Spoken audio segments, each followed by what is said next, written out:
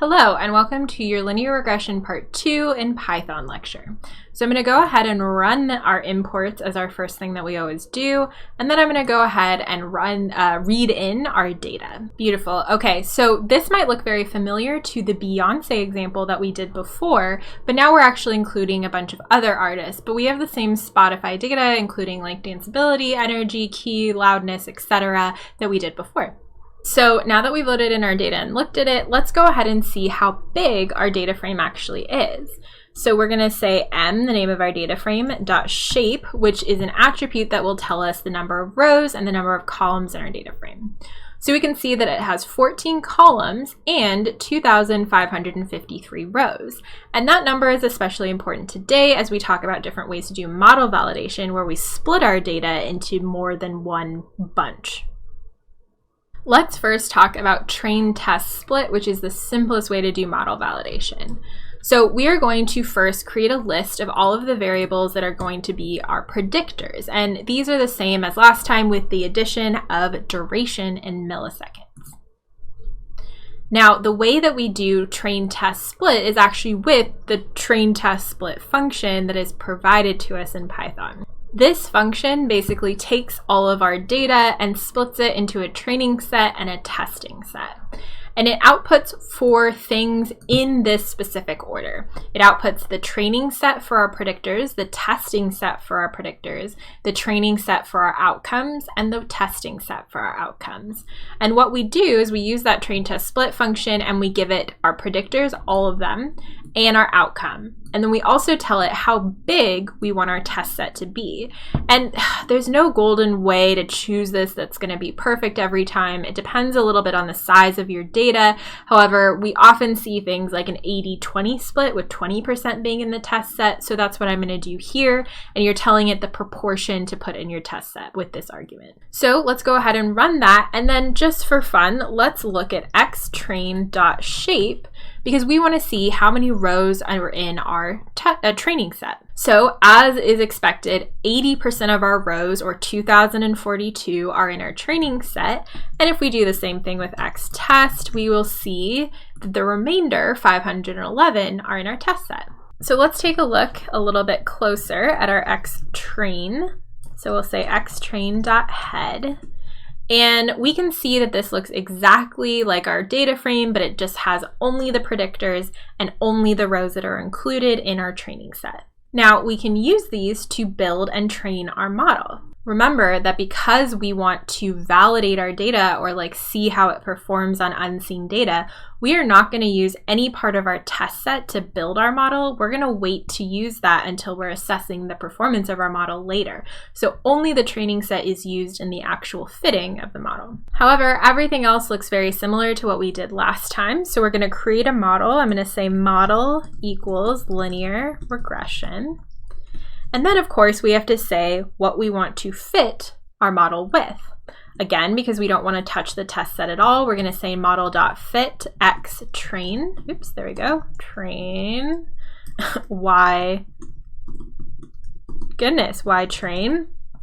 And this is saying fit the model on all of the training data, but don't even touch the testing data. We haven't used it at all here.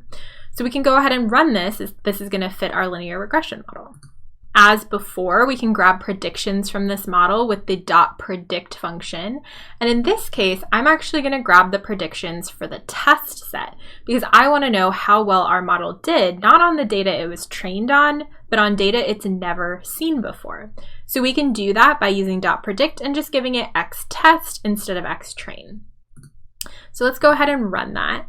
So you can see just a sample of the predictions that it's made, but let's actually assess exactly how well it did. So one way that we've discussed in how to assess model performance for linear regression is using an R2, an R-squared score. So we're going to go ahead and say R2 score. We're going to give it the actual data, test, y test, and then the predicted data, which is y pred. When we run this, we're going to get an R-squared score that will tell us the percentage variance accounted for by our model. So our model is actually not doing so hot. In our testing set, it's only accounting for about 33% of the variation in the data. So it's better than guessing the mean, but not by a ton. There's probably a lot of room for improvement in this model. We also, though, want to compare the performance of our model on the test set to the training set, because we're always looking for overfitting. And again, overfitting is when the model fits too well to the training data to the point that it actually doesn't do well on unseen data at all. So when we're looking for overfitting, we're looking for scores that are much better in the training data and quite low in the testing data. So we're going to go ahead and say R2 score, Y train, and then we're going to say model.predict X train to get the predicted values for the training set. So let's go ahead and run this. Beautiful. Okay, so you can see that the difference between the training and the testing set is a little bit, it's a couple of %. So there might be a little bit of overfitting going on here, but it's not such a huge difference that I'm overly concerned about overfitting, but it is important to point out and to notice when it happens to you. One other thing we can do to assess the performance of our model is to make a data frame that has our predicted values versus the actual values, and then make a ggplot of it. So I've put our predicted values and our actual values in a data frame, and I'm going to use ggplot, true versus pred, AES, x equals true, v, y equals predict, and then I'm going to make a geom point plus the minimal, oops. And I'm going to go ahead and run that so we can see a scatter plot of our actual versus our predicted values. So you can see, and this reflects our R-squared score, that there's a lot of spread in these values. If the model were absolutely perfect, we would see a straight line of data points, but you can see that there's some spread here, indicating that the model is generally on the right track, but there's a lot of variability and our model is often a little bit wrong. Awesome. So train test split is one of the simplest ways to do model validation, but we learned about two other ways, the next of which is k-fold cross-validation.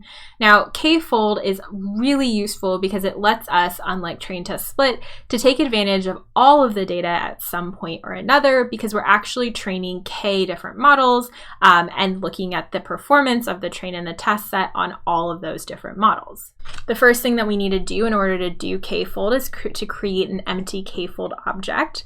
We're going to do that with the k-fold function, and we're going to set the argument n splits to be equal to, let's say, 10. Again, the number of splits isn't exact, but usually we'll use something like 5 or 10 so that each time we train the model, it's using about 90 or 80% of our data. Okay, so from this point to the next, it's going to look very similar. We're going to set our x variables, which is going to be xm bracket predictors, and then y equals m bracket danceability. There we go. And then we're going to create an empty model. I'm going to call mine LR for linear regression. And then this is new. So because we are fitting multiple models with k-fold, I'm going to create a list to store the MSEs and a list to store the various R-squareds, because we will get one per model that we fit. All right, let's go ahead and run these. And now we're ready to actually do our k-fold for loop. So we're going to create a for loop that's going to loop through each of the models we're going to create. So we're going to say for train test in kf.split x, this is our data for our x variables, our predictor variables. And we are going to go ahead and we are going to create the x train, the x test, the y train, and the y test. But again, because they're different every time we run the for loop, we need to make sure that we're setting this inside the for loop rather than outside like we do with a train test split. So the train and test that are referenced in our for loop are the indices of the rows that are going to be in our training set and the rows that are going to be in our testing set respectively. So we are going to grab those and put them in separate variables so that we can use them to actually train and test our model.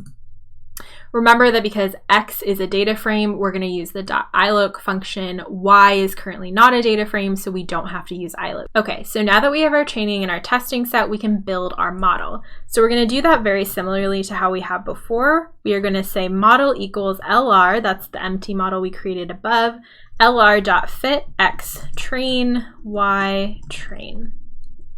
And once that model is fit, the next thing we want to do is record the accuracy of this model. So I'm going to say MSE, that's our list that we created above, dot append, and I'm going to grab the mean squared error, and I'm going to give it the actual values, comma, the predicted values, model.predict x test. And then I'm going to copy and paste this because I'm going to do the exact same thing, but instead of the MSE, I'm going to look at the R squared. So I'm going to say R2.append, and I'm going to use R2 underscore score. So these, every time it builds a model, it is going to append the mean squared error for the test set and the R squared for the test set to our lists above.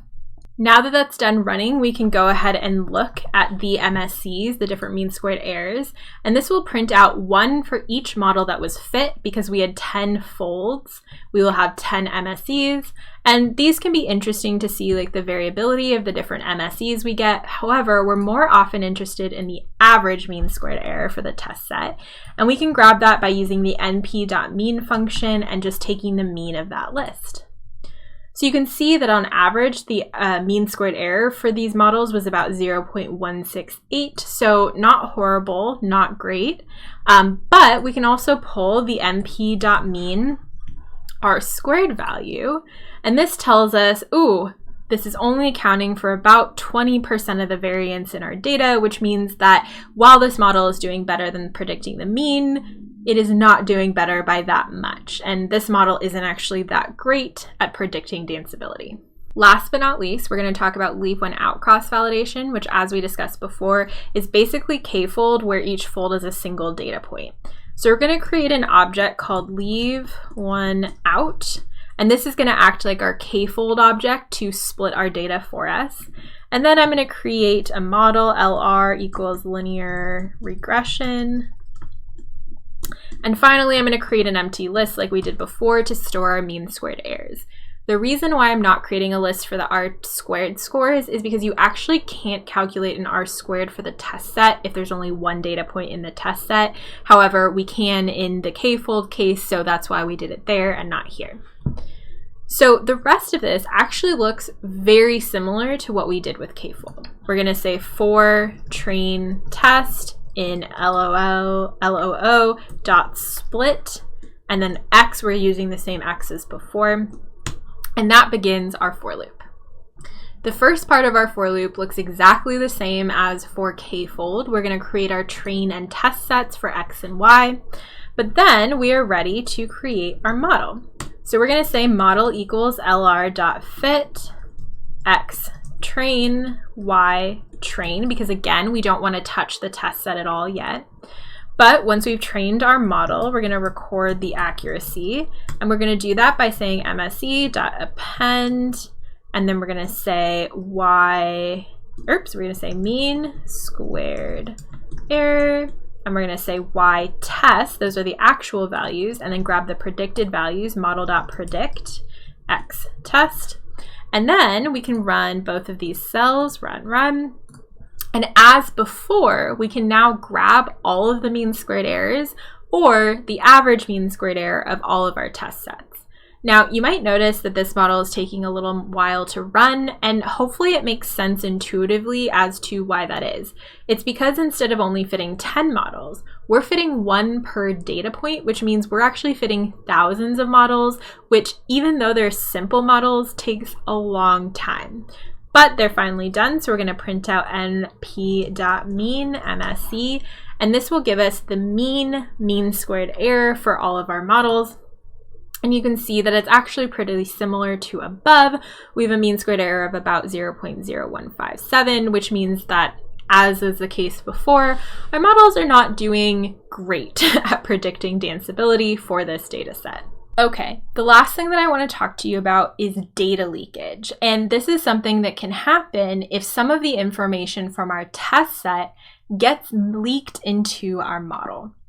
Remember in the last lecture, in the conceptual part, we talked about how the whole point of having a test set is that we want to know how our model does on unseen data. So we have to make sure that no information from the test set gets into our model somehow, because if it did, then the test set is no longer truly unseen, and we might not get an accurate representation of how our model does on unseen data because we're testing it on data that actually is leaked into our model somehow. One of the ways that we can leak information into our model is through z-scoring. Because remember, when we z-score, we calculate the mean and the standard deviation of our variables and use that to calculate the z-score. If the test set is used to calculate that mean or that standard deviation, then we're technically including information about it in our z-score and therefore in our model. So in order to prevent that, we need to make sure that we are not including the test set in the .fit portion of z-scoring. So in the previous models that we ran, you may have realized we didn't z-score at all. Well, now I want to show you how to z-score if you need to in a train test split, a k-fold, or a leave one out. So the first part of z-scoring actually looks very similar. We're going to use standard scalar to create an empty object. And then the next thing that we're going to do is we are going to fit our standard scalar object. Now, normally we would have just given it the x. However, now that we have a training and a test set to worry about, we are only ever going to fit on our training data. So instead of z-score.fit x or something like that, we're going to say just fit on the training data. We do not want the testing data to be anywhere near this fitting process, so we're just going to leave it out entirely.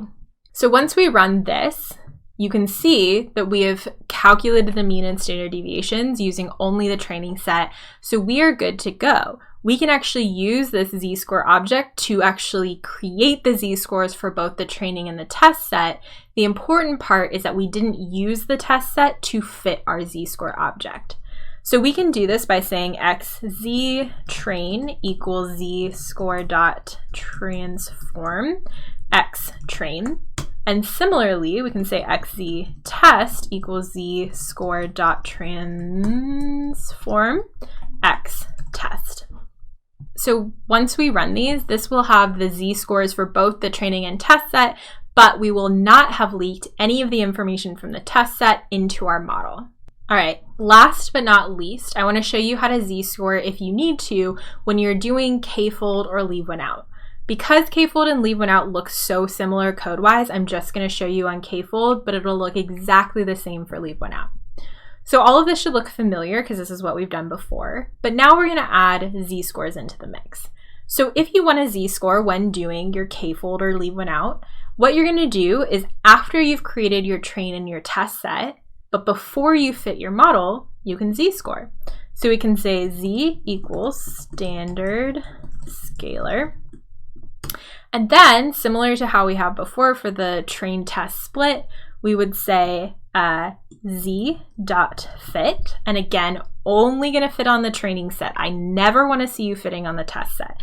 So we're going to say xtrain.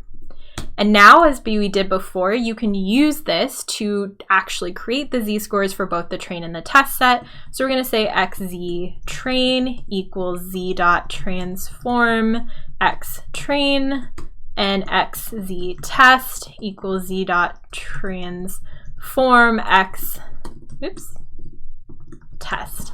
So now we have our variables that are z-scored stored in these two variables, and we have not had any data leakage. So we should be able to run this just as we have for any of our other models, and now we have truly an unseen test set, and there is no data leakage as a result of doing z-scoring improperly. All right, I'm going to leave it there for today. I will see you guys next time.